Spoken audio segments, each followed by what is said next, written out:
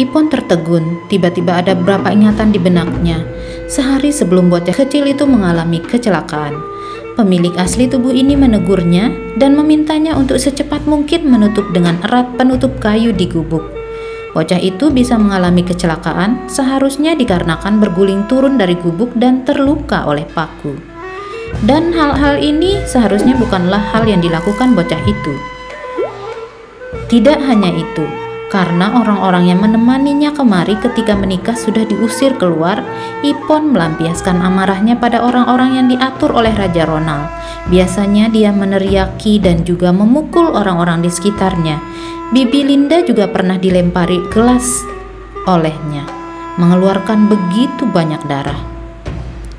Pemilik asli tubuh ini tidak memiliki hati yang begitu baik. Tidak heran, dia tidak disukai. Tanyakan Bibi Linda, bisakah aku pergi melihatnya? Ipon bertanya. Jika permaisuri memiliki hati yang baik, maka hal seperti itu tidak akan terjadi. Tidak perlu berpura-pura, Bibi Linda dan Dennis juga tidak ingin melihat permaisuri. Setelah Letty selesai berbicara, dia berbalik badan dan keluar. Pintunya kembali ditutup lagi. Ipon menghela napas dengan pelan. Apa anak itu sudah hampir mati? Ipon tidak tahu seberapa berat luka Dennis dan juga tidak tahu bagaimana tabib di sini mengobati lukanya. Jika tidak ditangani dengan benar, paling-paling bola mata dan korneanya akan terinfeksi. Nyawa manusia bagi dirinya lebih dari segalanya. Ipon masih tidak bisa makan dengan tenang, membuka kotak obat dan mengambil beberapa antibiotik, kemudian berjalan keluar. Bibi Linda itu dijual ke istana. Dennis juga merupakan budak di keluarga ini, tinggal di rumah rendah di belakang Pavilion Serenity. Ipon berjalan beberapa putaran dan akhirnya menemukannya. Untuk apa kamu datang?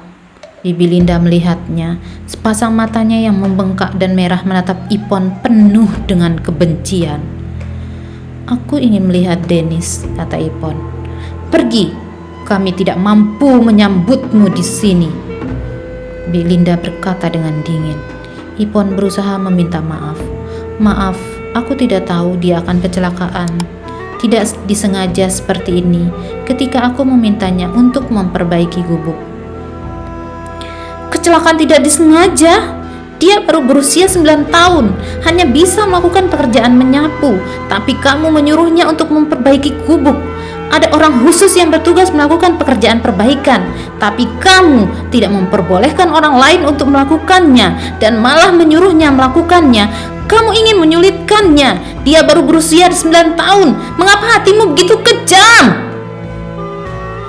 Menghadapi amarah Bibi Linda, Ipon tidak tahu bagaimana harus menjelaskannya. Dia tidak ahli dalam berkata dengan bahasa baik. Dia hanya bisa memberikan beberapa pil antibiotik pada Bibi Linda.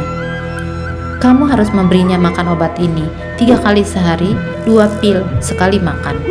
Pil di tangannya kemudian dilemparkan ke lantai oleh Bibi Linda. Dia kemudian menginjaknya hingga hancur.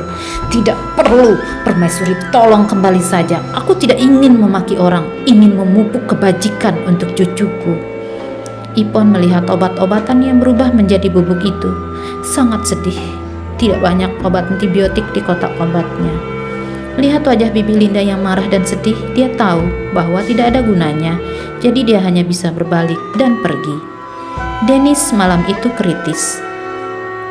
Bibi Linda mendapatkan empati Raja Ronald. Setelah Raja Ronald mengetahui situasinya, dia secara khusus meminta menterinya untuk pergi memanggil tabib Rudy yang terkenal di kota untuk datang kemari. Ketika tabib Rudy melihat kondisinya, dia tidak memberikan obat, tapi hanya menggelengkan kepala, mengatakan untuk mempersiapkan pemakaman.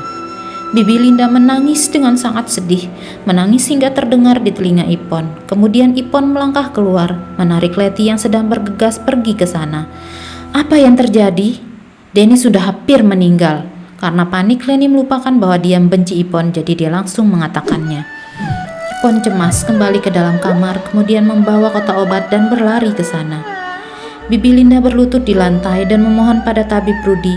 Tabib Rudy memandang menteri keluarga, Yanto Tang. Kemudian Yanto dengan kesulitan berkata, Tabib, cobalah dulu. Tabib Rudi tertawa dingin. Coba? Orang yang sudah akan mati, jika aku mengambil alih, yang hilang adalah reputasiku. Setelah Bibi Linda mendengarkan perkataan ini, dia menangis hingga hampir pingsan, kemudian berteriak, cucuku yang bernasib buruk.